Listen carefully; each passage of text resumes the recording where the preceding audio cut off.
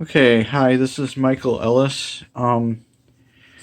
Getting back to you with the an update on the experiments I've been doing with the sunlight by wire experiments, primarily using Orgonite, orgone accumulators, and a orgone generator type devices.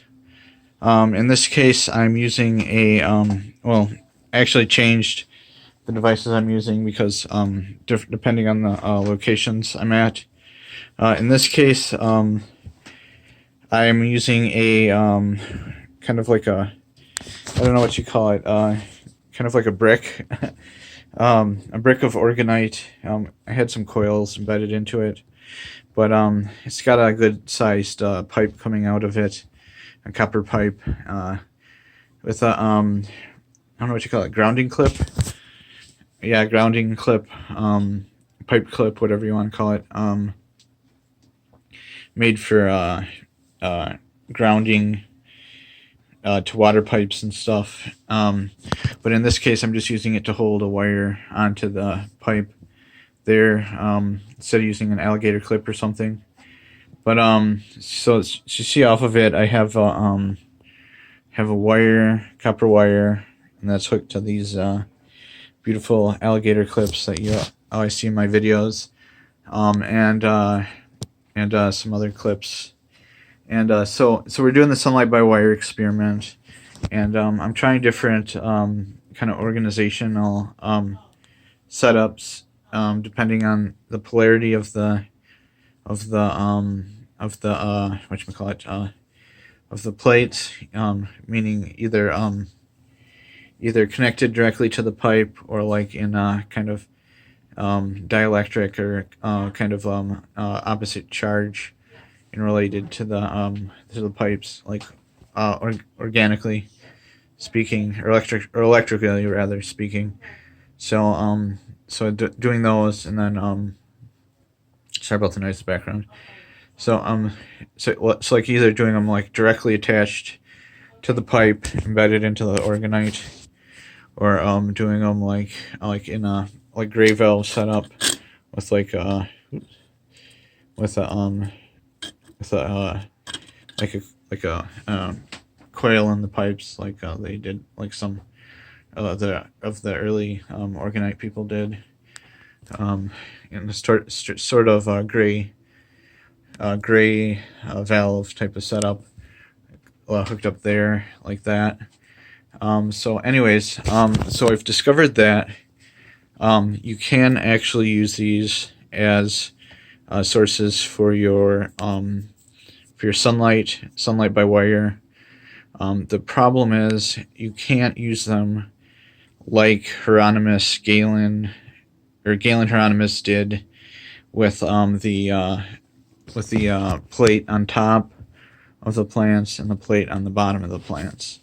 So as you can see here, obviously I don't have a plate on the top, and I just have the plastic on the tray on the bottom. So like as you see when I'm scrolling around, or when I'm panning around here, is I actually have the plates on either side, and they're obviously connected through wires to my Orgonite device. All of them are connected to the copper pipe. Now the reason I'm doing it this way is actually twofold. Number one, it's the last ditch effort I actually have of doing this. And the configuration is actually set this way because I'm not trying to use an electric charge like Galen's, like Hieronymus did. I'm not trying to use an electric charge to grow the plants between two plates. I'm actually trying to use a magnetic signal, if you will. And magnetic signals are kind of impact the plants perpendicular to the, or parallel rather, to the ground. Electric fields, as the plants grow, go perpendicular to the ground. Magnetic field goes parallel to the ground. So if you can imagine a plant being a energy collector, the ionosphere and the ionosphere above and the ground below, as the plant's growing, and the magnetic field at a right angle, as electricity flows, the plant's stem collecting magnetic energy that flows across the surface of the Earth, from the poles, as it hits the Earth's magnetic field. The Earth's magnetic field flows across the surface of the Earth in various configurations, and this is kind of what the ancient people knew when they established different like standing stones types of setups and stuff, to enhance their agriculture and spiritual um, establishments. So I can tell this is already working because luckily I had a bean sprout, and it's not even an inch off the ground, and it's already putting out 2 pairs of secondary leaves. So that's pretty amazing right there, as you can see right there. I cut a bunch of these down, but this thing's like rooting. Oops, I pulled it out. It's like rooting, and it's already putting out secondary leaves like at an inch out of the ground, and that's pretty awesome.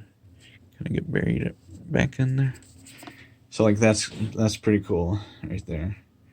That's pretty amazing. So that's like you had to have the sunlight beating on it to put out secondary leaves an inch from the ground.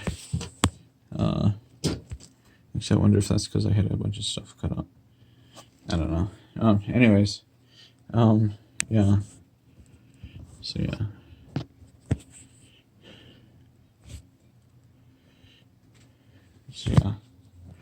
So yeah, it's putting out leaves an inch from the ground, and all my I don't know, my arugula isn't doing the same thing, but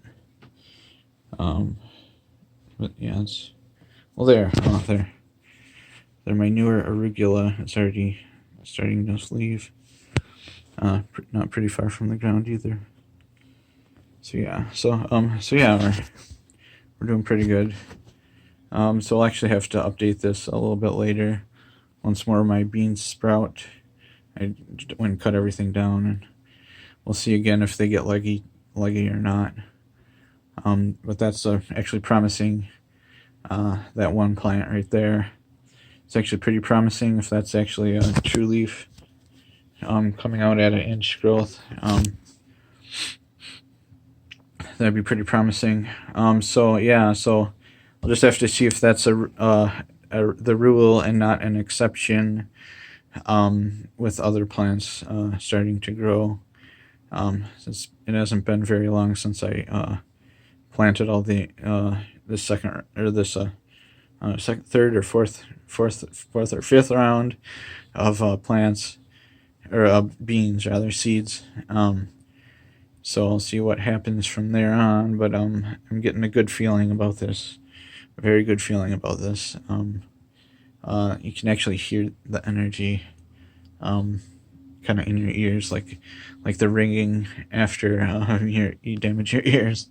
So I don't know if that's a good thing or not, but so yeah, so magnetic from Orgonite, magnetic plates perpendicular to the ground, and I guess if you're going with the sunlight by wire, copper plate out in the sun, above and below, and then grounded into a water pipe or something for that configuration. So so those are our two different ways we can create sunlight by wire, or the energy necessary to grow plants, without any